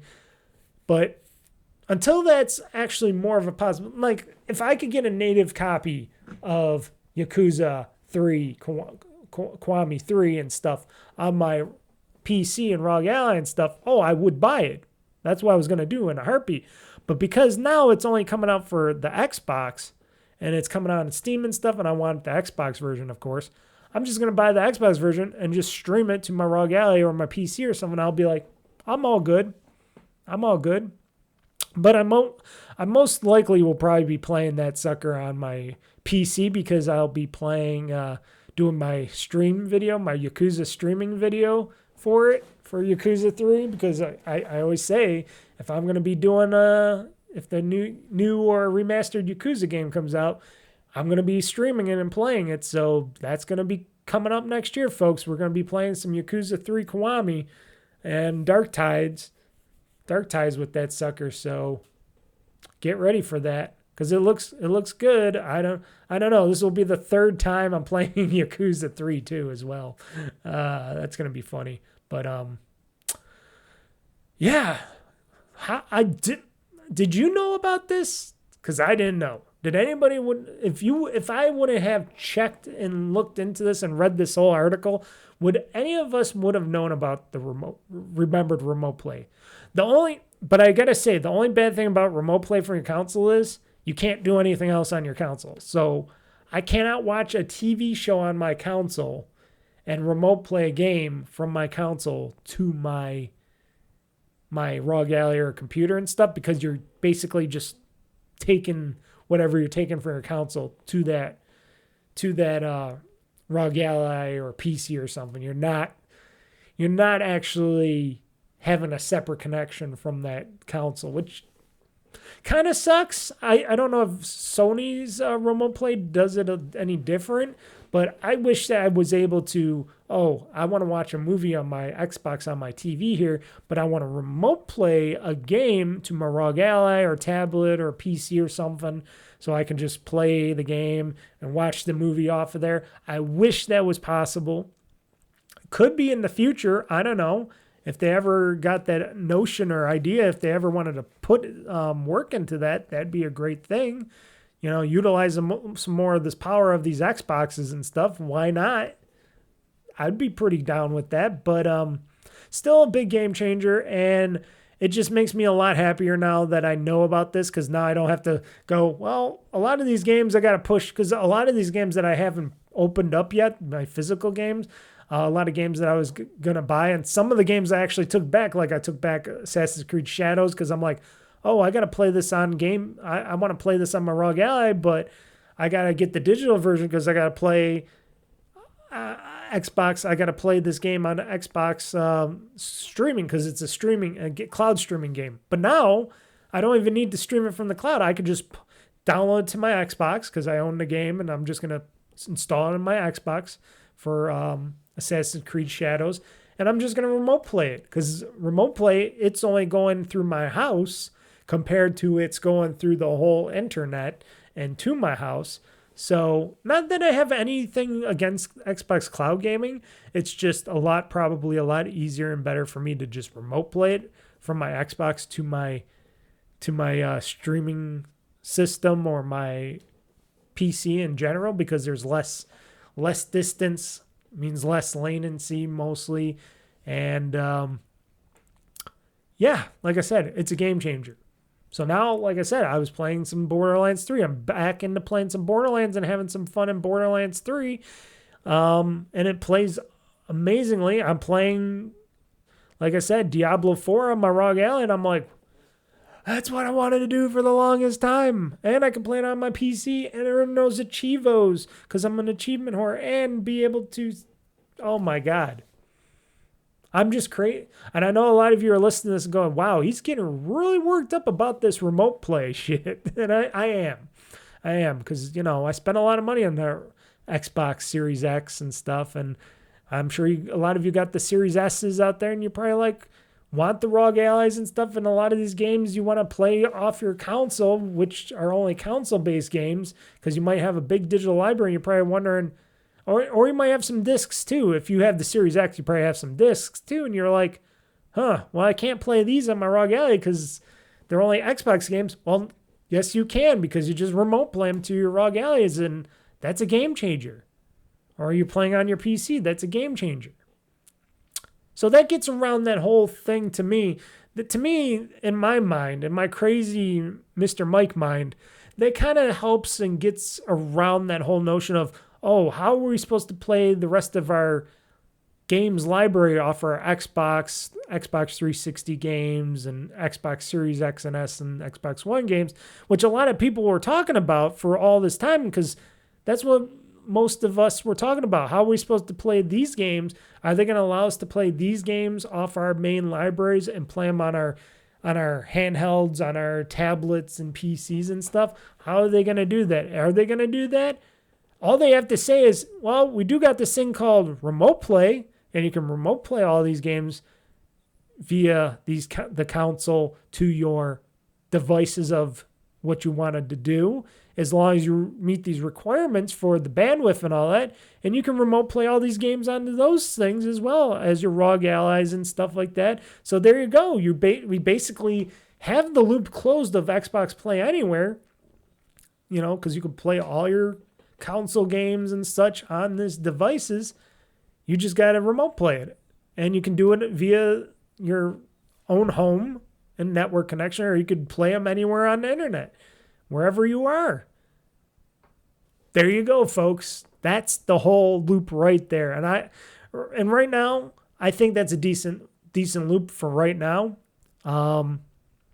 Maybe in the future that'll change and they'll bring more of these back games to the forefront. I don't know, but for me, that'll suffice for me. Because like I said, even though I don't really go anywhere, it's a good notion to know that, hey, if I go on that Japan trip in a few years and I want to bring my Xbox Rog Ally X or whatever with me to game over there for a second or whatever, and I got a good internet connection over there, I can just link it to, I just play it from my Xbox at home, whatever games I have on there, like Diablo, whatever, blah, blah, blah, blah, blah, and I can stream it and play it all the way over there. I don't know how well that's going to do because that's halfway across the world, but you never know. It's a good test.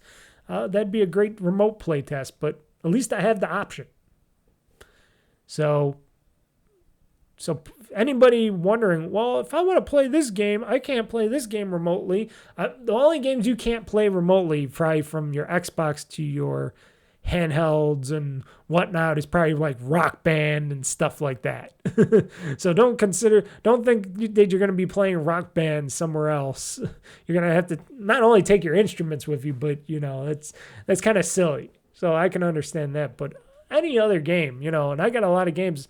So now I'm like thinking, okay, well, if they don't offer this game on the Xbox PC store, or if it's not a cloud-based game, I don't have to worry because I just purchased the Xbox digital version of this game, and I know I'll still be able to play it via remote play on my Rog Ally or whatever device, and I don't have to worry about it. So that makes sense. That makes a lot of sense. So all those devices, your Steam Decks and whatever, your trying to think, what is that called from Amazon? The Amazon Fire Sticks that they tout you can play games on. Just need an Xbox controller, whatever, your phones, your tablets, whatever. Just click on that little remote icon. There you go. You can play your Xbox games right on anything. Mind blown. Mind blown. So, yes, I'm done ranting about this. Like I said, I just never realized it. It's been so long since I have done something like that or played something like that. It's just been something that I just never realized. And I bet a lot of you listening or watching this have not realized, oh yeah, Microsoft has fucking remote play for the Xbox and stuff. Or you never knew they had remote play because I thought they got rid of it. And it's a little icon on the corner that I never knew. I just thought it would show up that I have an Xbox and stuff and whatever, I just never, wow. It's just one of those brain dead moments for me, But it's a game changer. So that will solve a lot of problems going forward for remote playing. If you don't want to play from the cloud and stuff, that'll solve some problems, especially if you have a good decent Wi-Fi and internet connection, And a lot of these, a lot of people are talking about that there are fewer and fewer physical games coming out and that there's more digital games coming out to the Xbox and PlayStation stuff. Well, that doesn't matter anyways as well because a lot of these games on these disc-based games are basically not games at all. They're just basically codes and stuff to unlock the game. And you got to download or update the game on your console anyways. So basically you're just getting the whole thing there. Oh, I just realized something. Hold up, folks. I know this is bad pod. You know what? I'm just going to pause for a second. You will not notice until after. Okay, I'm sorry. I'm back, folks. I forgot there was a sale going on and I had to get this item before it went off sale. I'll talk about that in a second. But yeah. So that's everything I think that I have to talk about the series, the Xbox Rog Allys now, or Xbox Rog Ally X and the regular Xbox Rog Ally. Like I said, mind blown about remote play. Forgot all about it.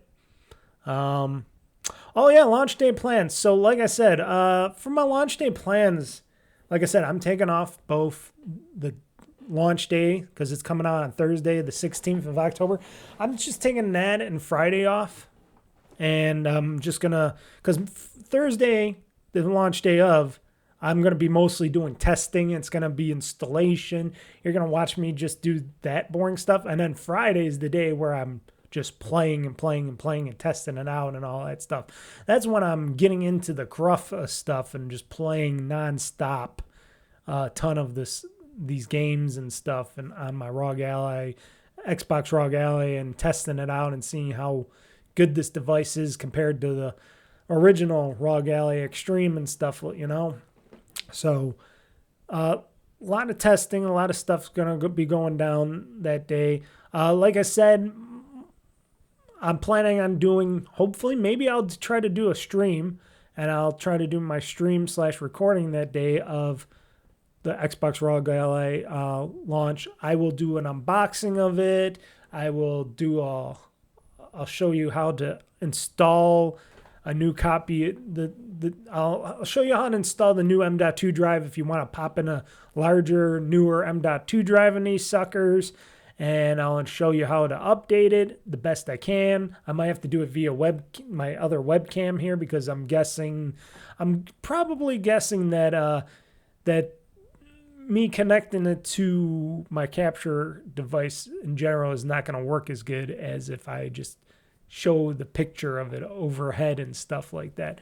That's probably what I'm going to have to do temporarily until it's fully up and running, and then I can just, pop on the dual screen thing and you can see what I'm doing on my Rog Ally X as I am doing it and stuff. And then I'll see how fast downloading and playing games are. And then we'll test out some games on that day. I'll probably definitely download Doom the Dark Ages. I'll try out like that Final Fantasy game was hitching and glitching on my PC and my Rog Ally a little bit. I'll see how well that runs on it. I'll test out a few other games that might push a little power onto that thing that I don't usually think about playing. And I'll test out all the features and see how well this Xbox Rog Ally X compares to the competition out there and other gaming devices and laptops and stuff like that, and see overall how well this stuff really works and for that stuff. So I do plan, hopefully, like I said, it will be hopefully a live stream. I'll see. We'll see on that. And then you can ask me questions, whatever, comments, questions, whatnot. I will definitely let you guys know at my website at OldFreakyGamer.com on the schedule. I'll definitely schedule it. I don't know a time, but I will have that day. Maybe I'll start it at like noonish. I don't know. When will I be able to get the system? Like 11 a.m. or something? So I'm thinking like noonish or something, because I got to eat something that day as well. So I got to eat, get myself beautified, and then definitely after that, I will have it, because I might go out to get some crappy breakfast or something for myself. But after all that, and after I pick up the device, and after I eat my breakfast, lunch, my brunch or whatever, I think noon would be a decent time to start the whole streaming thing on the Xbox Rog Ally launch. So if you're up for that, I will be posting that eventually on my schedule for the 16th, and I will definitely do that. And like I said, anybody that's going to be home that day that wants to know about this stuff and who is interested in the Xbox Rog Ally X, well, I will be your source for that. So get ready for that. And then, like I said, after that, I'm just going to play the shit out of that thing. Have tons of fun playing Xbox games, PC games, just going through all the paces. I'll do some benchmarking on it and stuff as well, because there's games that do the benchmarking and stuff on that, and see what it does. That'll be good for that. I already talked about the Xbox Rog Ally news already, some minor news already. I already did that, right? Yeah, I did that. But other news, I know I'm not really supposed to really do news in this, but I got some news here. Just one news story. I already talked about it once. So Forza Horizon 6 is set in Japan, launches in 2026 on an unspecified day, month, or year, or day, month, or anything like that. Probably, I'm thinking Mayish. Probably maybe before May, maybe. I'm just guessing. They'll probably have it in 2026. It's coming out for PC and Xbox first, and then PlayStation 5 after. So they're going to release this Forza Horizon 6 first on the PC and Xbox. So we get that first, and then down the road, they'll release the PlayStation 5 version, which, that's good. That's great. That's great that they're doing that. That they're still going to do PC and Xbox first. And then eventually they'll push it to the PlayStation later. I think that's great.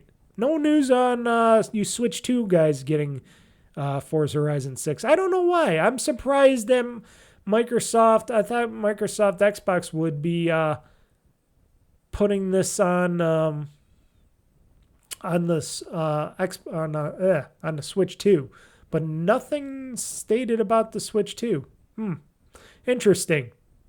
Very interesting that it's not announced for Switch 2. I thought they would definitely definitely did it for the Switch too, but I guess not. Interesting. But I'm looking forward to Forza Horizon 6. That'll be that's going to be another game I'm going to test out on my Xbox Rog Ally X, because Forza Horizon, I'm going to test out both Forza Horizon Motorsport and Forza Horizon 5 on my Series X, because on my Xbox Rog Ally Extreme here, I can run Forza Motorsport. It runs decently, but it still has its hitches and glitches because it does utilize a lot of the power. But for Forza Horizon 5, it does not run that game well at all. I don't know if it's because it's a more open world. It's probably because it's a more open world with some people coming in, or the AI people coming in and out and stuff like that. So I'm guessing that's the reason why it doesn't run as good. Like I said, it only has 16 gigs of RAM in this sucker, so I can understand that. But this is going to be one of those Forza games are going to be definitely great tests for benchmarking for the Xbox Series X, or the Xbox Rog Ally X. Oh my God, that's going to be some name and talking there. But those are going to be definitely games that I'm going to test out on my Xbox Rog Ally X during launch to see how well they do. We'll see. I might not do everything on that day, all the games, but I might make separate videos for those games, maybe each of those games and stuff, so people can see how well it does compared to the Rog Ally. And I'll still should have my Rog Ally with me for a little bit before I sell it. So I could do a comparison too video of that stuff. So we'll see. We'll see how that goes. But quite interesting on that stuff. So it's going to be a big launch for me. I was just thinking of that. I'm like, oh, wait till I play Forza Horizon 6 on my Rog Ally Xbox Rog Ally Extreme. Or Rog Ally X. It's going to be beautiful looking. That's going to be a beautiful game. It's going to be in Japan and all that. It's going to be beautiful. And these finer two notes before we get out of here. Notice, because I don't have that much gaming news. And like I said, I got more on that. I hope people will watch the Game News Now show that I got up, which will go up randomly during the week. I'm not going to promise that it's going to go up like every day or every other day. It's just going to be when I see some big news stories that are going down in the gaming news time, and then I'll do a show on them. And they're not always going to be an hour long. The only time it was an hour long is when we had the PlayStation State of Play and the Xbox Tokyo Game Show going on that time. And I said, I might as well combine those. So that's why that one was an hour. But otherwise, I'm going to try to keep them at 30 minutes, 30 minutes, or less than that. I want them short shows because I don't have much time to be doing multiple videos throughout the week. And like I said, it'll be different times of the week. It might not always be on Mondays and Tuesdays or whatever. It might be just Tuesdays or Wednesdays or it might skip a bit next week or any week. So it's a random show. It's a random news, gaming news show that will happen throughout each week. And depending on what the news is, if there's any big news or whatever, I'm going to try to look up and see whatever the biggest game news is going on. And I'll talk about it. And that's what's going to go up. And if you guys want, in the future, if you want me to make it an actual audio podcast, let me know in the comments below the videos as well. Because then I'll know if I should make an audio-only version of Game News Now on top of it. Then you can download it to your major podcast apps and stuff, such like that. Otherwise, I'll just stick with the video, because the video is easy to do. It takes me not long to edit it and put it back out there and stuff and put it on my website. It's very easy. So just want to let you guys know about the Game News Now section.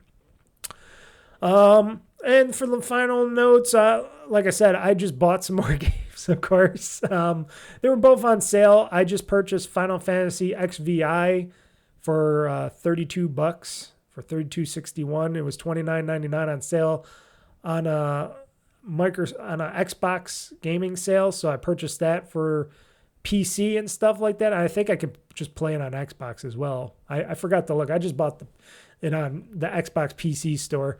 So I'll be playing that because I'm interested in that game, that Final Fantasy game. I know we got the new one. We got the remake coming out. I think next year it's going to be coming out for the Final Fantasy VII Remake Intergrade. I think that's what it's called. That's supposedly coming out next year. But I also want to play some the other Final Fantasy games, and this one was like really up my alley before I go back to Final Fantasy 13 and stuff like that. But I was really interested in Final Fantasy XVI. I know a lot of people didn't care for it, but it looks like up my alley. It looks really fun and stupid, so I wanted to get that. And I'm trying to look here for where's the other Final Fantasy I was looking at. Here we go, the limited purchase. So Final Fantasy VII or 7 Remake Intergrade, $40 for the early purchase edition. They say this ain't coming out till 1/22/26, so January 22nd, 2026 of next year. So I got till January before I can pre-order this. So I can pre-order this, and I am going to pre-order Final Fantasy VII Remake Intergrade, because with that whole option where I can just play mostly for the story, plus this is a Xbox Play Anywhere title, because I can play with PC, Xbox, and Xbox One and Xbox Series X and S. So that's good. This is an Xbox Play Anywhere title. It's weird that they don't let you stream it, though. Maybe it's just too much for the stream. I don't know, because it doesn't say Xbox streaming. Maybe because it can play it on PC, Xbox One, or Xbox Series X and S, that it doesn't matter. That's kind of weird, but I am going to get that. Looks really good. Looks like a really good game to purchase, to play down the road. And like I said, because I can play it in story mode, that's going to be a fun game. I didn't pre-order it yet. Like I said, I'll pre-order it like in the next month or so for that game. But I did pre-order, which I should go back to, because I did purchase, not pre-order, I just purchased Super Bomberman R2. It was on sale for like, what, $22 or something like that. It was really cheap. It was really, really cheap. So I purchased that because I wanted to. Let me see here. What did I pay for it? Oh, I paid $32. It's $29.99. Excuse me, folks. It was $30. I liked Super Bomberman R, and I wanted to get Super Bomberman R2 because I'm like, well, I could play this on my Rog Ally, stuff like that via remote stream, and remote play, I should say. So I said to myself, why not? Why not go? Why not play this? Why not have some fun with some more Bomberman? So I just purchased that as well. A lot of stuff I purchased. A lot of nonsense that I didn't need to purchase that I purchased. Because I'm still buying games, folks, but I'm mostly buying them digitally because I'm seeing them always on sale on my wish list, and they intrigue me. So I've been purchasing more and more digitally than physically out there, because why bother anymore? It's easier and usually cheaper to buy digitally. Enough said of me bragging about all those purchases and the stupid stuff, and I'm pretty sure you guys are sick of hearing me bragging about that stuff. And I didn't mean to brag about, oh, I bought the series, the Xbox Rog Ally X and these games and all this stuff. And I don't mean to brag. This is my hobby. I can afford to do it. I can understand if you can't. And, I'm respectful on what people can afford and can't afford. And gaming, like I said, gaming in general is a way more expensive hobby than it used to be. And it's only going to be going up in a lot of different ways. And if you can capitalize on getting the savings, like if you buy a ROG Ally X or an Xbox digital system and you buy these games off like the Xbox store or, online or something like that from your console or whatever, I always highly suggest wait for sales. If you don't want to buy these games for $70 or whatever, wait for sales down the road. There are always sales, and put them in your wish list. When they come up on a sale, they'll notify you, and then you just go ahead and buy them when they're on sale, and then you got yourself a lot of games. And if you don't play those games right away, at least you have them in your library. So you could go, well, I'm not going to want to buy or play any of these newer games that are just coming out. I got this whole digital library of mess of games that I bought. I can choose one of the many games that I bought in the past and play them. And it's a great way to just beef up your library stuff, just like you do on Steam, just like people do on Steam all the time. So we're going to get out of here. This podcast just turned 2 hours right now, which is good. And I'm going to thank you guys all for watching or listening. Like I said, comment below if you're watching this on YouTube. Comments are open for all my new videos going forward. So comment below. Let me know what you think about anything. Any comments or questions, especially if you got any questions about the Xbox Rog Ally going forward. Let me know. I will be happy to answer or figure stuff out. I'll do some research and stuff, or I'll comment what I think, or tell me what you think. I know a lot of you are going to say, well, this thing seems a little too expensive. But hey, like I said, you don't have to buy it right away. I will have a stream. I will talk about it. I will try to look at many things, and we can figure it out together. It might be something for you guys down the road or something, for Christmas or whatever, So I just wanted to speak that, and thank you again for joining me on this show. This has been the GamezAttack podcast. Like I said, this goes up each week, Mondays of each week, sometime around the afternoon when I get back home. And then most Wednesdays, I got a Let's Play that goes up. This Wednesday, I am going to try to have this one game as a Let's Play. I got to see if it works first, or else I'll have to change to a different game. And then this Friday, I have another episode or another stream at 8 p.m. Eastern Time on YouTube Live or Twitch.tv or OldFreakyGamer.com at 8 p.m. Eastern Time. I got RoboMike Rogue City Unfinished Business as I continue to play my playthrough of Robocop Rogue City Unfinished Business. And it's a hilariously fun game. Highly recommend those games. They're really fun. I'm having a blast in it. When it's all said and done, I think those are going to be some pretty good games on my list of games being played. So, yeah, definitely check out those games. That RoboCop Rogue City game. They're really good. They're really good. Very happy I purchased them. So, enough of all that. This is Mr. Mike signing out saying game on, game hard, world conquest. I'm pushing this gaming button, and this show is now game over. So everybody, until next time, see ya. Pixel flicker, neon bright, old freaky gamer plays all night. Joystick in one hand, fries in the other. He's the king of one more level, brother. Press start, he's in the zone. His throne's a squeaky chair alone. Oh, freaky gamer, he's got the knack. Blasting through the GamezAttack. Level up and don't look back. Oh, freaky gamer on the track. Game over.